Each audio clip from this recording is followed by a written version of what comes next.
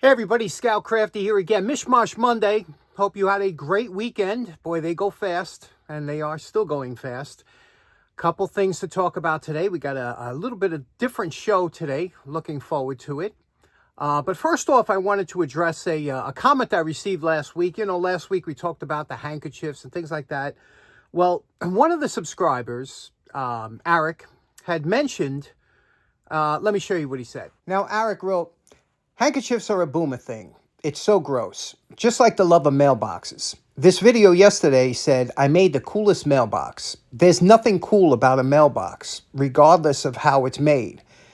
Mail service should be disbanded as it just send adverts. Now, when I read that comment, I had an instant feeling, overwhelming feeling of pity, a little remorse in there. I said, what a shame. What a shame that Eric and in his generation, or these new generation, will never know the joy of a handwritten correspondence. You know, if you think mailboxes are just for receiving adverts, apparently that's all you're getting in your mailbox.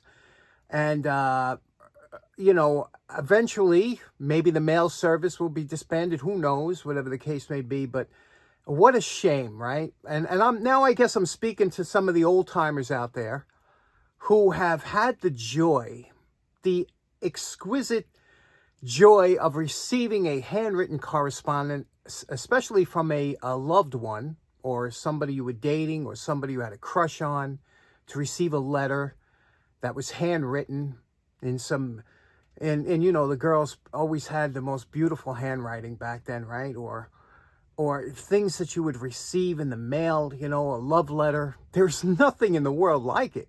And I pity the people that will never experience that, you know, to look forward to opening or seeing a letter come in the mail, or and open it up, and then especially if it was had a fragrance to it, you know, when girls used to spray the letters with perfume, or they would put a little lipstick mark on there. Oh my God.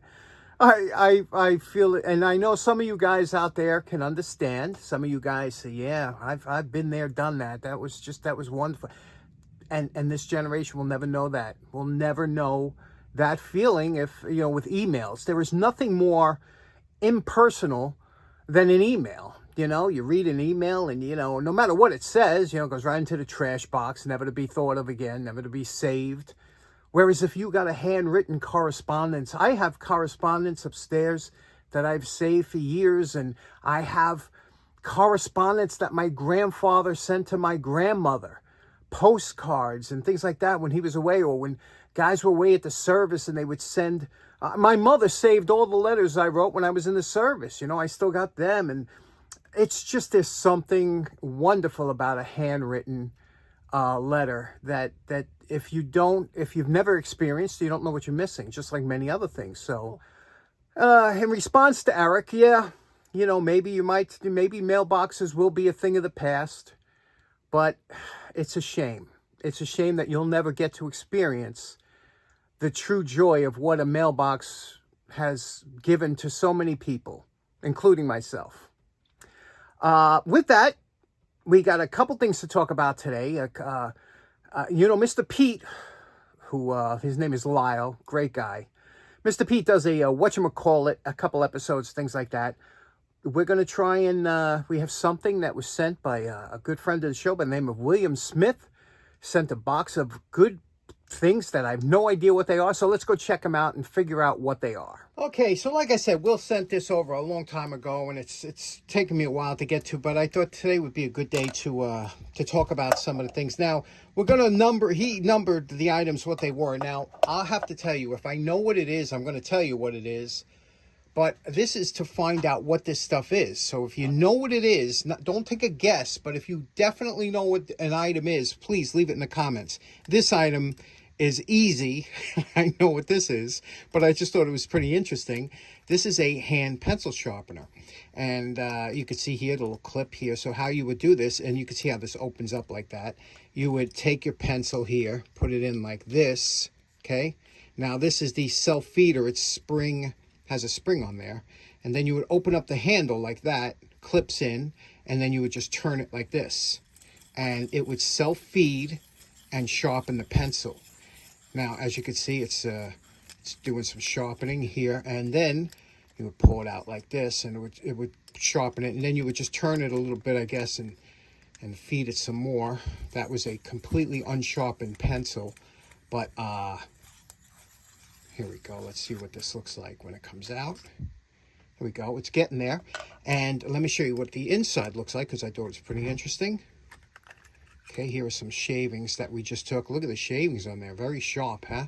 But it uses this rotating blade, just like a regular blade like that. You could see, and that's how you would dump it. So very interesting. Cool little pencil sharpener.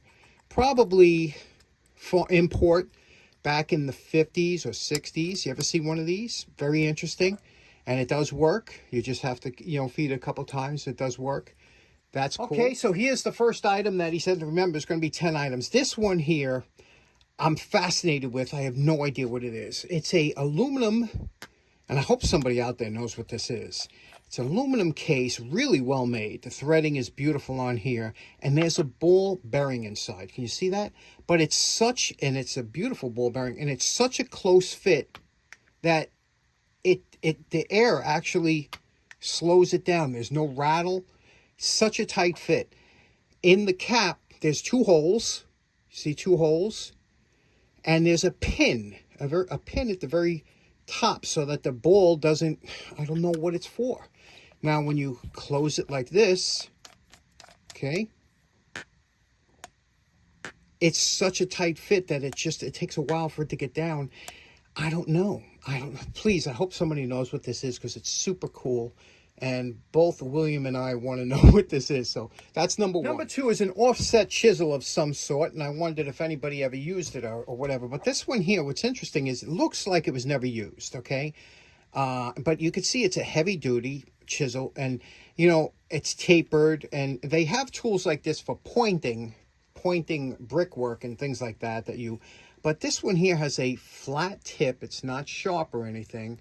So has anybody used this? Has anybody, and again, it's flat like that.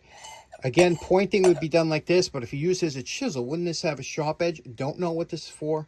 Let us know. Number 2. Okay, this is number 3. William said this is an old tire tool. I have no idea. I've never used this before. You can see here, it's got a little spring release here with some teeth. You see that? That you could, I guess, by pushing this down, the tooth here, would go this way. You could spread something open and it would hold it. He said it's a tire tool. Never used this before. So you could see the way the teeth is set. So if you put this in here, you could spread something apart and it would hold it from going back. What is it for? Has anybody ever used it before? That's number 3. Number 4. Beautiful box that it came in. Although I can't read anything on here. It's a wooden tool here. You see here, and it's got numbers engraved into the wood. You see that? So it was well made, pins, and you can see it opens up like this. Let me give you a wide angle. It opens up like that. Same thing here. There's 2 pieces to it. I thought it was some kind of pantograph or something that you would use maybe in architecture or for drawing or something. Again, there's no literature, no writing on there. It's got these little... this dowel might go through these pins or something. I don't know. But you could see here, there's some writing. Can you see that writing? Because I can't. It's always funny. Here's a patent date of 1917 or something. I can't really, it's always funny. You can't make it out when you're looking at it, here, but the camera does. So does anybody know what this is? And if you do, let us know. Okay, here's number 5. Now, when Will saw stuff that he knew what it was, he would write it into the comments, and I think into a letter that he wrote. He wrote that this is a piston ring expander. I have never seen one of these. Has anybody ever used one of these before? Look at this. Look at the mechanism on here. Whoever thought this thing up really was, and it works beautifully, the way the spring is positioned. But I don't know.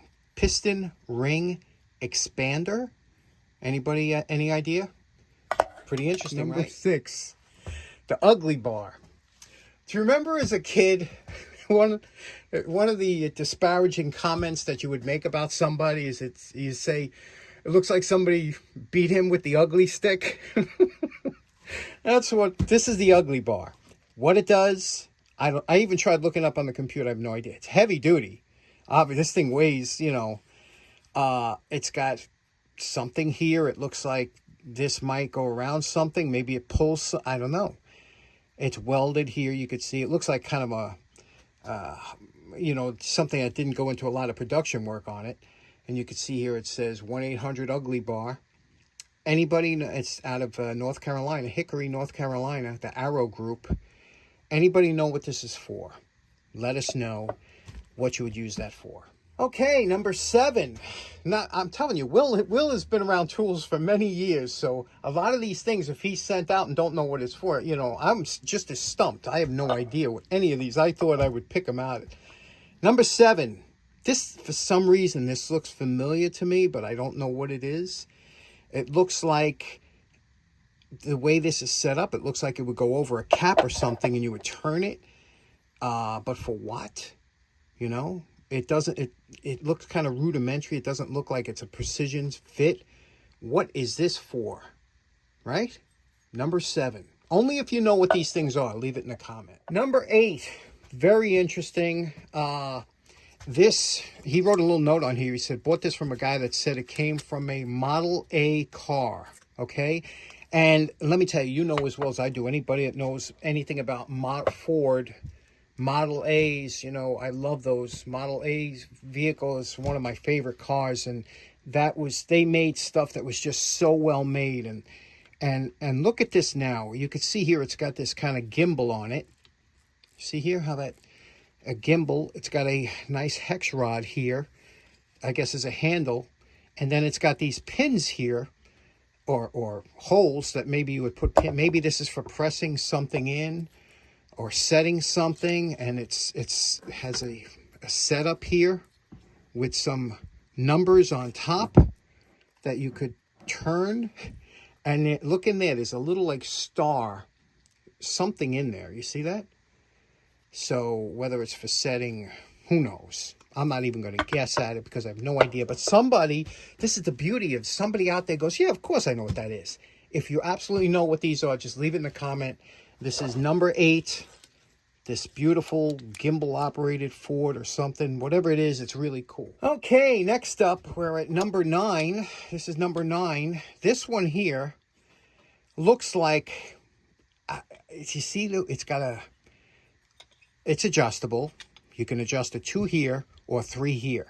It looks like it's meant to hold some kind of, if you ask me, like a pipe. Let me show you. Now I picked up this pipe. This, to me, looks like something like it would grab a pipe here, and it would grab, but what would this do?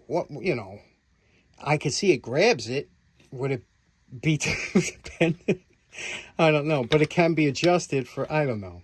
Does anybody know what this is? I know there's a lot of smart people that watch this channel. And what do you think that is? What would this do? Pretty interesting. Again, I'm baffled. We used to, at the tool meets, when we used to have a club, we used to have one meeting every so often that everybody would bring a tool to try and stump everybody. And there were 30 old-timers there that would figure it out, most of the time. Can't figure this one out. Okay, last one, number 10. And look at this. This thing really had me stumped. Now, I guess Bill put this over here so that it wouldn't poke anybody. But look at that. It's got a little, you see what that is? It's like a little punch over here. Now, this is not junk metal. This is made almost like crowbar steel, okay? So remember that. This is super heavy duty. And at first I was thinking maybe it's some kind of punch to get around if you had a punch. But if you had to punch around something, you could tap the top of I don't know. And the way this is looks like a tool maybe a blacksmith would have made or something. What would this be for? What would you use and why would it have to be so heavy duty?